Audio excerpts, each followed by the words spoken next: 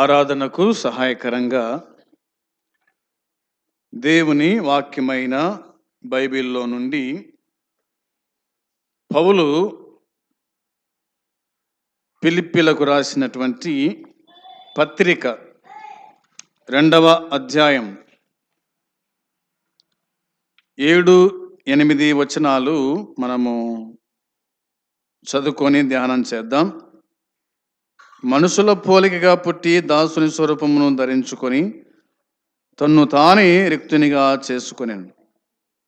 ఆయన ఆకారమందు మనుషుడుగా కనబడి మరణం పొందినంతగా అనగా శిలువ మరణం పొందినంతగా విధేయత చూపిన వాడై తన్ను తాను తగ్గించుకొనెను. ఆరాధనకు సహాయకరంగా ఫిలిప్పీ సంఘానికి పౌలు వ్రాస్తూ యేసుక్రీస్తు యొక్క గుణలక్షణాలను గురించి రాశాడు. ఆయన స్వరూపము, ఆయన మనస్సు, ఆయన ఏమై ఉన్నాడో ఆ సంగతిని బయలుపరిచినట్టుగా దేవుని వాక్యం మనకు గుర్తు చేస్తూ ఉంది. మనుషుల పోలికగా పుట్టి దాసుని స్వరూపము ధరించుకొని, దాసుని స్వరూపము ధరించుకొని అనే మాట గత వారం కూడా మనం చెప్పుకున్నాం. దాసుడు ఏమి చేస్తాడు? యేసుక్రీస్తు ప్రభు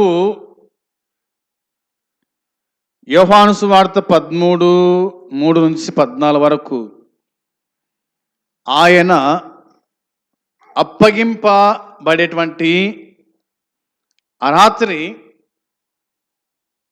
యేసు ప్రభు తన శిష్యుల యొక్క పాదాలు కడిగాడు అని మనము ధ్యానం చేసినాం. ఈ దినమందు అదే మాటలోనే కొన్ని మాటలు నేను గుర్తు చేస్తాను. దాసుని స్వరూపం, దాసుడు అనేటువంటి మాట ఎబ్రీ పత్రిక 2వ అధ్యాయము 9వ వచనం. ఎబ్రీ పత్రిక 2వ అధ్యాయము 9వ వచనం. దేవుని కృప వలన ఆయన ప్రతి మనుషుని కొరకు మరణము అనుభవించున్నట్లు దూతల కంటే కొంచెము తక్కువ వాడుగా చేయబడిన యేసు మరణం పొందినందున మహిమా ప్రభావములతో కిరీటము ధరించిన వానిగా ఆయనను చూచుచున్నాము అని ఉంది. ఎబ్రీ పత్రిక 2వ అధ్యాయము 9వ వచనం మనం చదువుకున్నాం. దేవుని కృప వలన ఆయన ప్రతి మనుషుని కొరకు మరణము అనుభవించున్నట్లు. మరణము కూడా దేవుని కృప. మరణం గుడక దేవుని కృప. ఇందులో ఏముంది? మరణములో ఏముంది? దేవుని కృప ఉంది. అంటే దేవుని కృప పొందినవాడు మరణానికి గుడక సిద్ధపడతాడు అనేది మనకు అర్థమైంది. కాబట్టి ఆయన ప్రతి మనుషుని కొరకు మరణము అనుభవించున్నట్లు, అంటే మరణాన్ని రుచి చూచున్నట్లు అని మనకు పుట్టినట్లు కనపడుతుంది. మరణాన్ని రుచి చూచున్నట్లు అనేటువంటి మాట. ఆయన మరణాన్ని రుచి చూచినాడు. మరణ శాసనం రాసిన వాడు మరణం పొందితే తప్ప దానికి విలువ ఉండదు. మరణం యొక్క రుచి ఏమిటో ఆయన కూడా చూచినాడు. అనగా నిరంతరము జీవించేటువంటి ఆ దేవుడు కూడా మనుషుల పోలిక పుట్టి దాసును స్వరూపం ధరించుకొని తను తానే రిక్తుడైనాడు. ఆయన మరణం పొందినంతగా అనగా శిలువ మరణం పొందినంతగా విధేయత చూపినాడు అనేది దేవుని వాక్యం మనకు గుర్తు చేస్తూ ఉంది. కాబట్టి ఆయన మరణము రుచి చూచినాడా అంటే అవును అనేది మనకు అర్థమవుతూ ఉంది.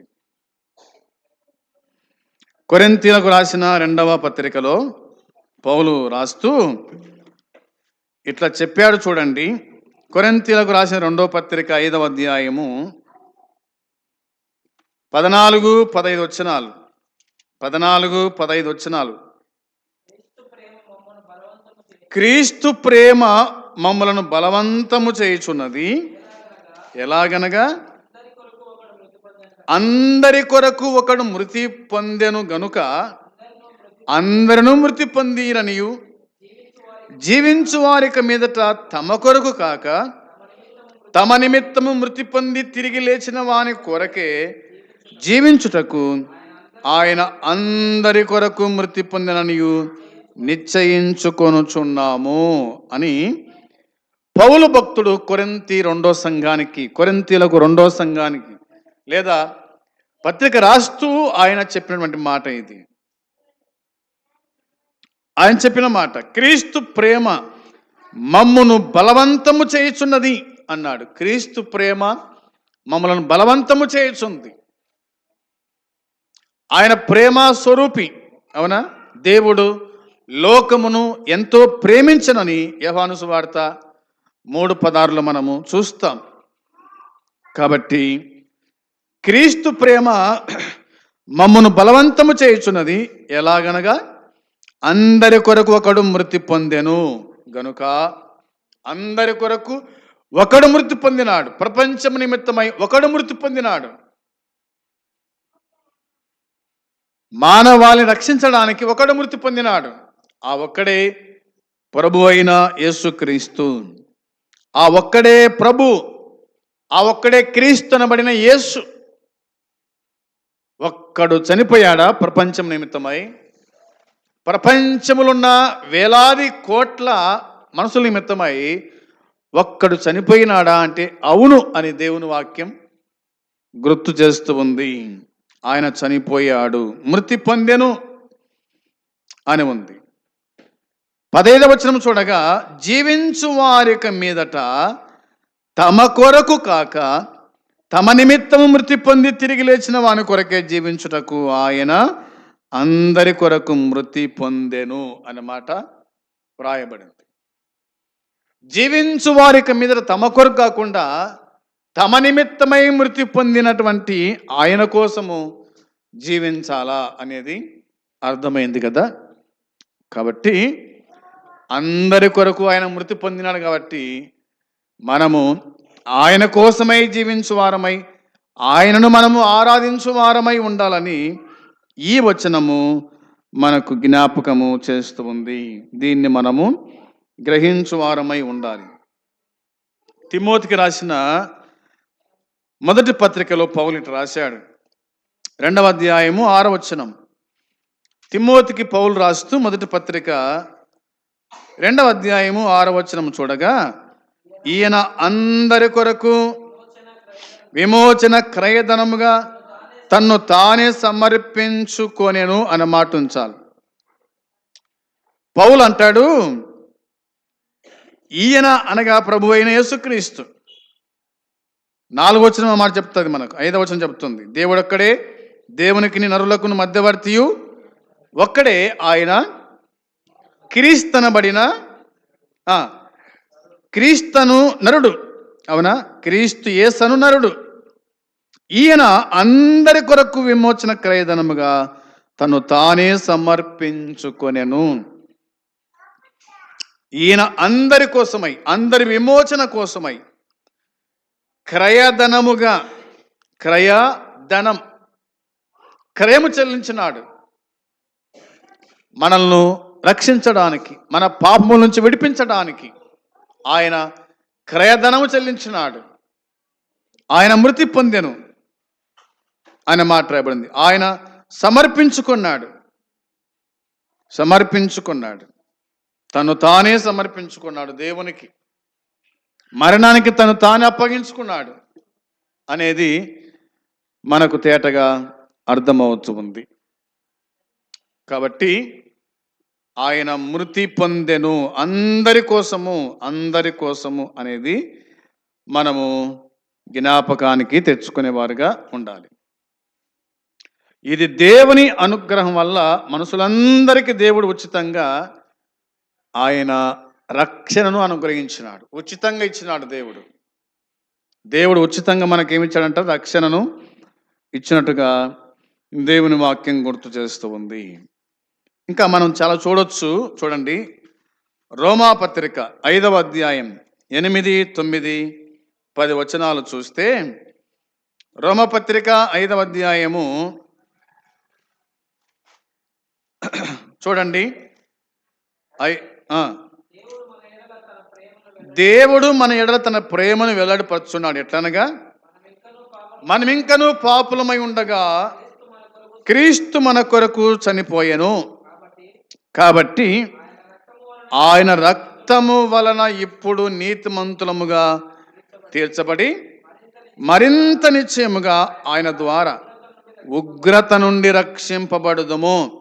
ఎలయనగా శత్రువులమై ఉండగా ఆయన కుమారుని మరణము ద్వారా మనము దేవునితో సమాధానపరచబడిన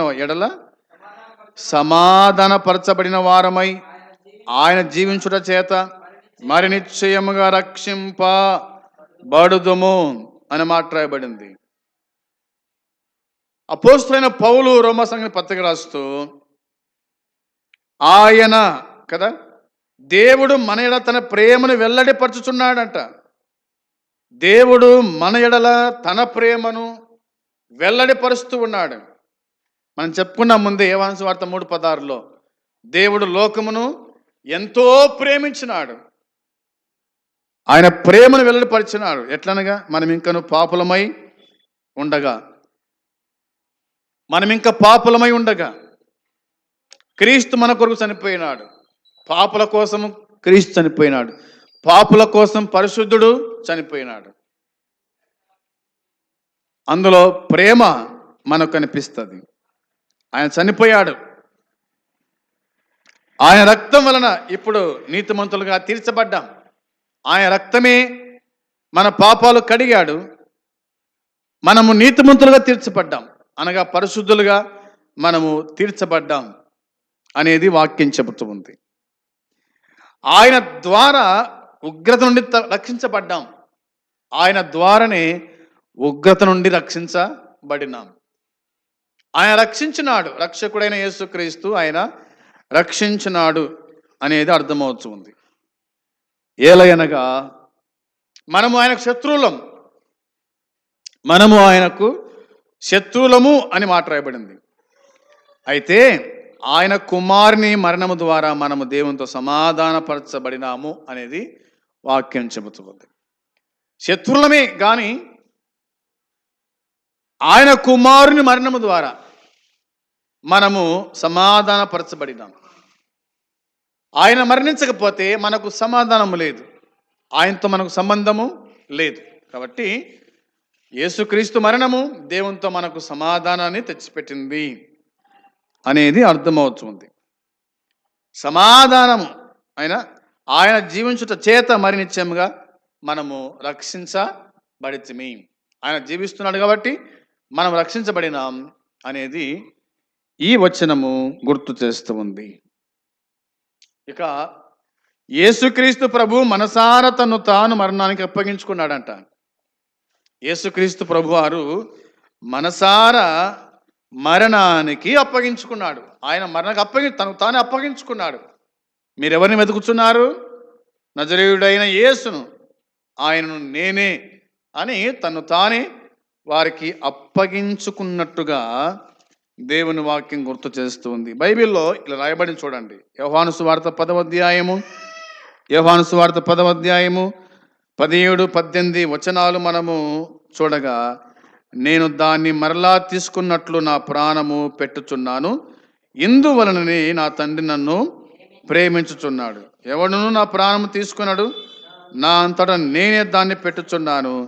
దాన్ని పెట్టుటకు నాకు అధికారము కలదు, దాన్ని తిరిగి తీసుకోవడానికి నాకు అధికారము కలదు. నా తండ్రి వలన ఈ ఆజ్ఞ పొంది తిని అనను అన్నమాట ఉంది. నాకై నేనే, అవునా, నాకై నేనే ప్రాణం పెడుతున్నాను. ఎందుకంటే ప్రాణం పెట్టే అధికారం నాకుంది, ప్రాణము తిరిగి తీసుకునే అధికారము నాకు ఉంది. నేను చనిపోగలుగుతాను, నేను తిరిగి లేవగలుగుతాను.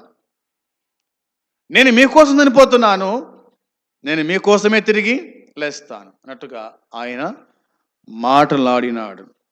కాబట్టి ఈ మాట గుర్తుంచుకోవాలి. ఎందుకంటే ఆయన తన్ను తానే అప్పగించుకొనెను. అది కూడా మనసారా, అది కూడా ఇష్టపూర్వకంగా ఆయన మరణానికి తను అప్పగించుకున్నాడు.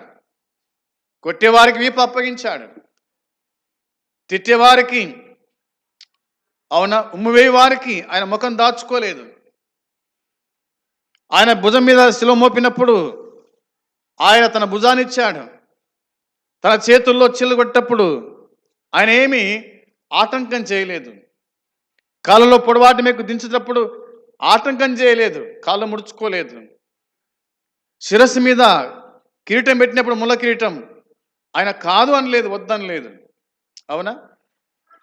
ఆయన డొక్కల్లో బల్లెంపోటు పొడిచినప్పుడు ఆయన ఏమి కూడా కానలేదు. అంటే తనకు తానే ఆయన మనసారా మరణానికి ఆయన అప్పగించుకున్నాడు అనేది మనకు అర్థమవుతుంది. ఆయన అప్పగించుకున్నాడు.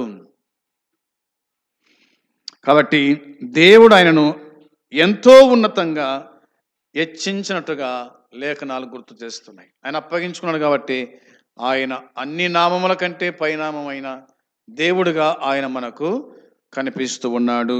ఇవి మనకు హెబ్రీ పత్రిక 1:3లోను, ఫిలిప్పీ పత్రిక 2:9-11 వచనాల్లో దేవుడు తను ఎంతగా హెచ్చించినాడో ఆ సంగతి మనకు బైబిల్ తేటగా జ్ఞాపకము చేస్తూ ఉంది. ఏదేమైనా మన ప్రభువైన యేసుక్రీస్తు ప్రతి ఒక్కరి కోసమై ఆయన చనిపోయినాడు, తను అప్పగించుకున్నాడు అనేది అర్థమవుతుంది. ఇలాంటి ప్రభువును ఈ ఉదయకాలం ఇలా మనం జ్ఞాపకం చేసుకున్నట్టు మనకు ఆశీర్వాదకరం. ప్రభువును జ్ఞాపకం చేసుకోవడానికే ఆయన మనల్ని సజీవ లెక్కలో ఉంచాడు, బ్రతికించినాడు అనేది మనకు అర్థమవుతుంది. కాబట్టి ఈ దినమందు ప్రభువును ఆరాధిస్తూ ప్రభువును గణపరుస్తూ ముందుకు సాగుదాం. అట్టి కృప దేవుడు మనకందరికీ సహాయము చేయునుగాక. ఆమేన్.